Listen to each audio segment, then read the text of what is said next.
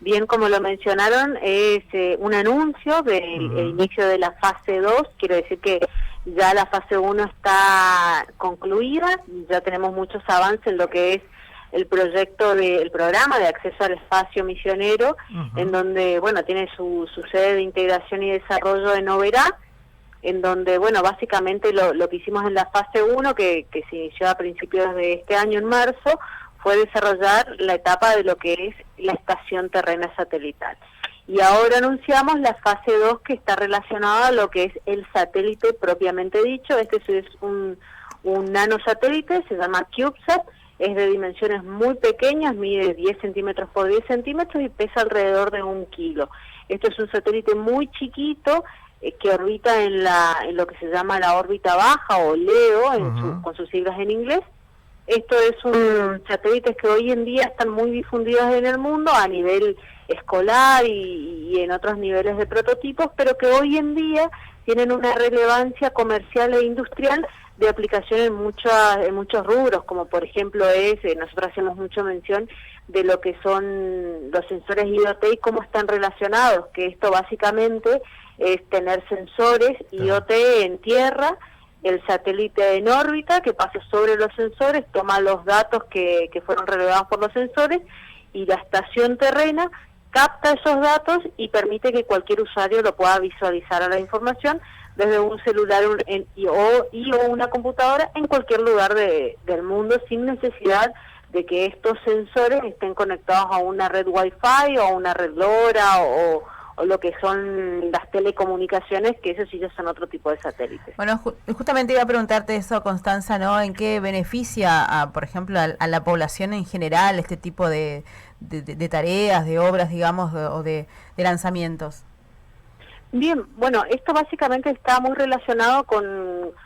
regiones en donde es necesario tener mediciones. Nosotros en nuestra provincia tenemos muchos lugares en donde todavía las telecomunicaciones, como por ejemplo el Wi-Fi o la señal de teléfono, no es algo muy común por nuestro terreno, nuestra topografía y nuestra biota no permiten que se hagan esas obras. Entonces, para obtener datos de esos lugares, o sea, lugares agrícolas muy lejanos, muy difícil de acceso,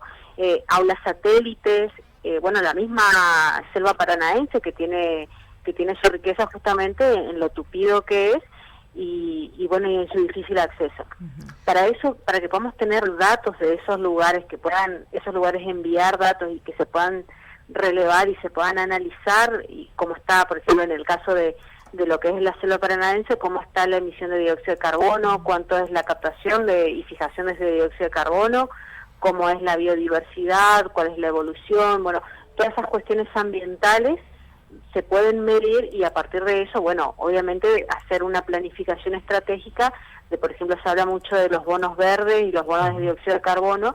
y nosotros ahí podemos tener datos reales de cuánto nosotros como pulmón verde de la región captamos de ese dióxido de carbono y lo podemos transformar en bonos de carbono en un espacio que se pueden comercializar, y de esa manera generar ingresos para mantener nuestra selva. Ese es un ejemplo, ¿no? Claro. Pero, por ejemplo, en un aula satélite, que hay muchas en nuestra provincia, de que son aulas satélite, en donde gracias a eso muchos estudiantes de áreas rurales pueden continuar sus estudios, van a poder tener datos y poder enviar datos, y bueno, lo que son los municipios, el gobierno en sí va a poder tener datos certeros de, por ejemplo, condiciones de agua, condiciones de luz, si hay luz o no hay luz. Esto hay que entender que todos los sensores IoT mandan datos muy chiquitos. Acá no es que uno manda, por ejemplo, un mensaje de voz o una foto o un video, sino que manda un mensaje. Por ejemplo, un mensaje importante es SOS, un pedido de ayuda en lugares muy remotos, o bueno, incendio, 4 siglas, FIVE, en inglés fuego, ya permite a las fuerzas de seguridad, no solo provinciales sino nacionales, de empezar a implementar acciones, por ejemplo, para frenar el fuego y que no pase lo que pasó el año pasado. Bien. Por ejemplo, cuando hay desastres naturales, bueno, una tormenta muy fuerte o cayó a veces nos pasa, ¿no?, en algunos lugares que crece el río y no se puede cruzar. Entonces, bueno, a ver qué datos se pueden enviar de cuánto creció el río, en qué época, cuándo ya bajó el río y se puede cruzar. tiene un montón de aplicaciones, pero digamos, es importante resaltar que todos estos datos sirven para hacer planificaciones estratégicas urbanas, a dónde vamos a crecer, cómo vamos a crecer. También permite revalorizar espacios. Por ejemplo, si nosotros tenemos datos a partir de estos sensores en tierra, ¿no?, y que son captados por satélites, permite que uno tenga soberanía digital, soberanía sobre la información que uno tiene. Y esto, bueno, nosotros conocemos muy poco de que en Argentina tenemos la CONAE, claro, tenemos INVAP, que generan satélites de otro tipo, de otras características, que se llaman monolíticos. Esos son muy grandes y permiten otros tipos de información. Y son muy costosos también, muy muy costosos, y hablamos de miles de millones de dólares, que obviamente para